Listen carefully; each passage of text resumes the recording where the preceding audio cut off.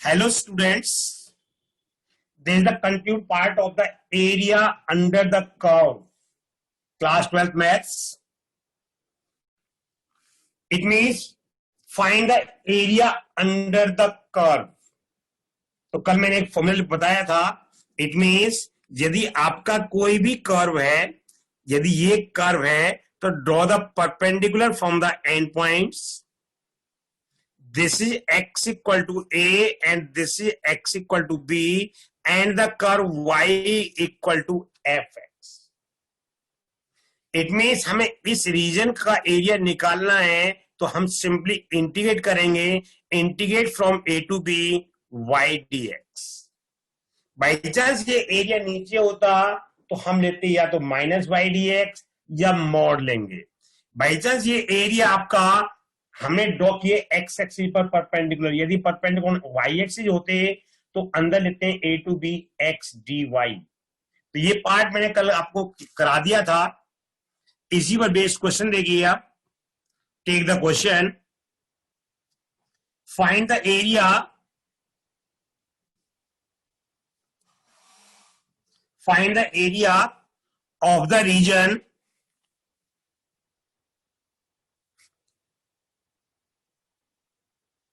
find the area of the region bounded by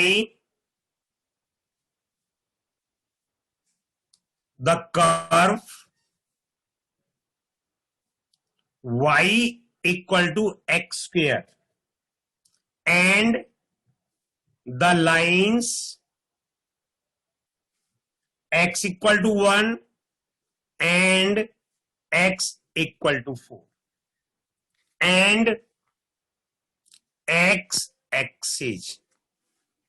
सबसे पहले आपको जो गिवन है उसका कर्व ड्रॉ करिए.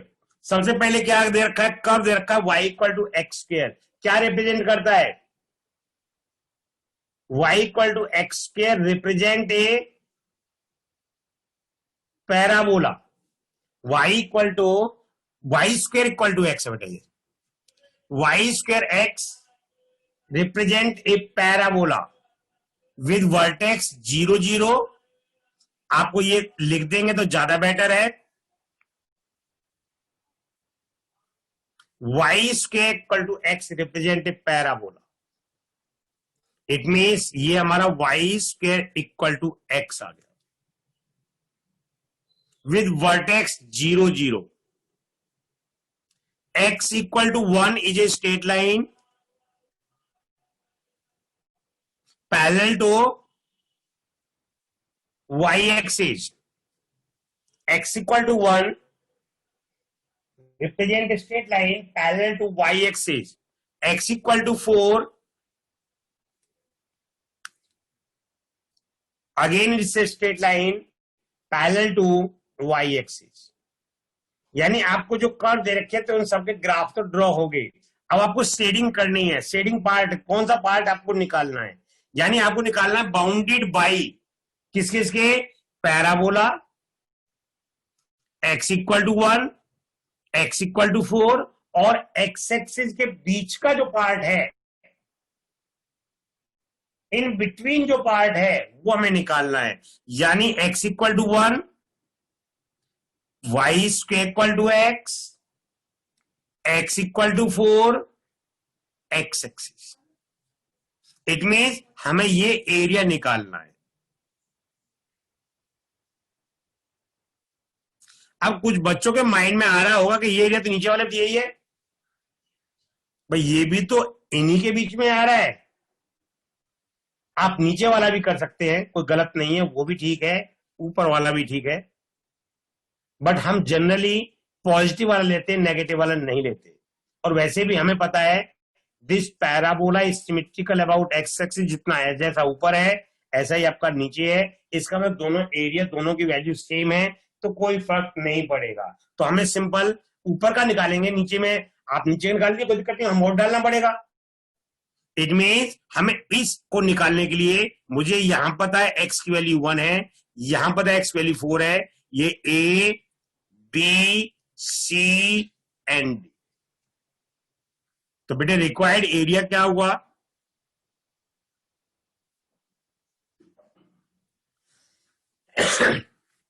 area of shaded region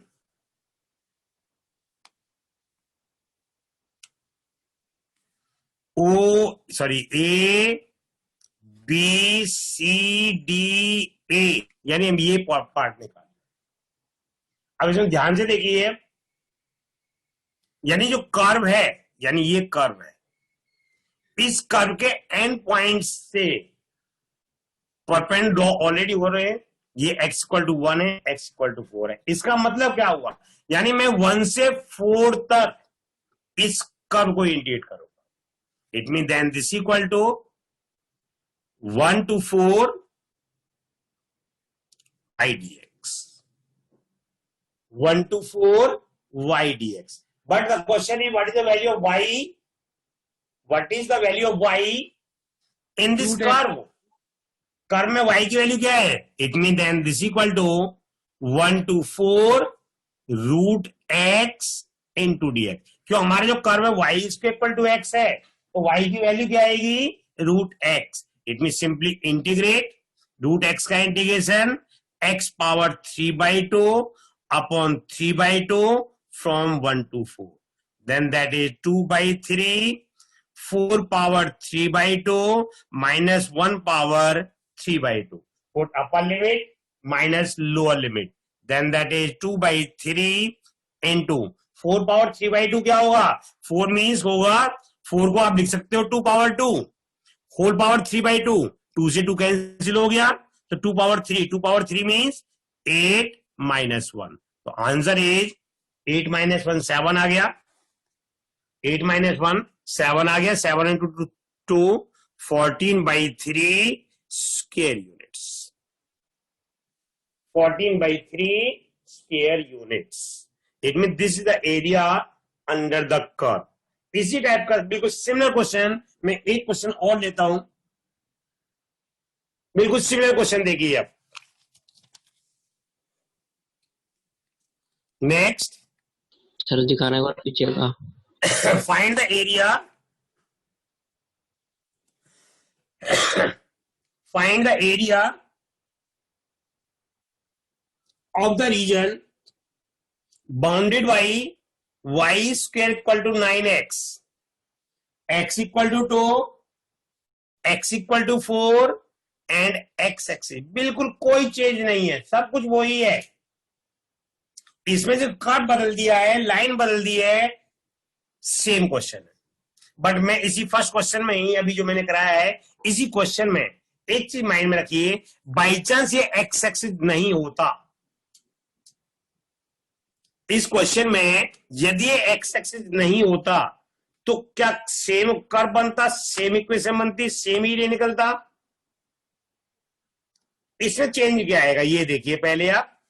यदि एक्स एक्सिस नहीं होता, इसका मतलब क्या हुआ, y square equal to x, x equal to 1, x equal to 4, इनके बीच का एरिया निकालना है। ये x इक्वल टू 1 है, ये x इक्वल टू 4 है, ये दोनों कर्व हैं, यानी इसके पूरा, यानी ये पोर्शन भी निकालना पड़ता, नीचे वाला पोर्शन भी निकालना पड़ता। इतनी नीचे वाला पोर्शन निकालने के लिए आपको अलग से कुछ नहीं करना था, तो यहां पे क्या लिखेंगे, रिक्वायर्ड एरिया में जो आपका यहां पे लिखेंगे ट्वाइस ऑफ, यदि x एक्सिस नहीं होता तब कह रहा हूं मैं, twice of area of the shaded region A B C D A। उस केस में area of the shaded region A B C D A, तो यहां पर ट्वाइस और हो जाता आपका। इसका मतलब आंसर फिर आपका 28/3 स्क्वायर यूनिट्स बनता। फिर आपका एरिया 28/3, यदि एक्स एक्सिस नहीं होता तब की बात कर रहा हूं मैं, ठीक है। Next question. Next question. Find the area of the region bounded by x square equal to 4y, y equal to 2 and y equal to 4 and y axis. This is the question number 3, NCERT page number 366. x equal to 4y, y equal to 2, y equal to 4 and y, मैं कहता हूं कुछ change है, कोई change नहीं है, सब कुछ वही है। पहले x equal to 4y represent a parabola, it means with vertex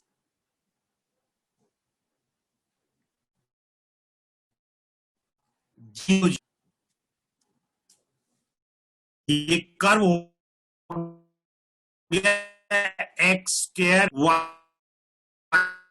equal to 2 is a straight line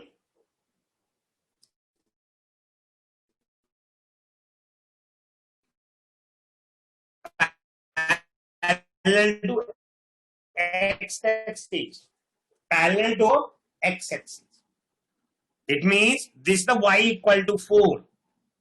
Y equal to 4 is a straight line parallel to x axis. अब मुझे बताइए रीजन शेड करना है, कौन सा रीजन आएगा? Reason की shading करनी है, कौन सा रीजन होगा? ध्यान से देखिए आप भाई, आप y एक्सिस x के इक्वल टू ये कर्व हो गया, y इक्वल टू 2 हो गया, y इक्वल टू 4 हो गया, इसका मतलब ये शेडिंग करनी है। अब ये शेडिंग तो आपकी लेफ्ट की भी हो सकती थी, अब वही पार्ट है, एक पार्ट करना है, आप चाहे लेफ्ट का करें चाहे राइट का करें, but this parabola is symmetrical about y axis, इसका मतलब एक निकाल दीजिए, दूसरा अपने आप आंसर आ जाएगा। इट मींस तो यहां पे आपका ये a हो गया, यहां b हो गया, c हो गया, d हो गया, यहां पर y की वैल्यू 2 है, इसका मतलब ये हुआ इस को 2 से 4 तक इंटीग्रेट किए हैं, तो अंदर क्या लिखेंगे हम? x dy, it mean required area, required area of the region A, B, C, D, A, then that is 2 to 4 x dy. Integrate from 2 to 4 x dy. अब 2 to 4 x निकालने के लिए क्या है? यहां से x को निकाल दीजिए आप, तो क्या आएगा? 2 to 4 2 into root y into dy. It mean 2 constant बाहर आ गया, y का integration y power 3/2 upon 3/2 from 2 to 4, it mean 4/3 put upper limit 4 power 3/2 minus 2 power 3/2, then that is 4/3, 4 power 3/2 हमारा 8 बनता है, माइनस 2 पावर 3/2, 2 इंटू रूट 2 बन गया, 2 common ले सकते हो आप, यानी 8/3 into 4 minus root 2 square units.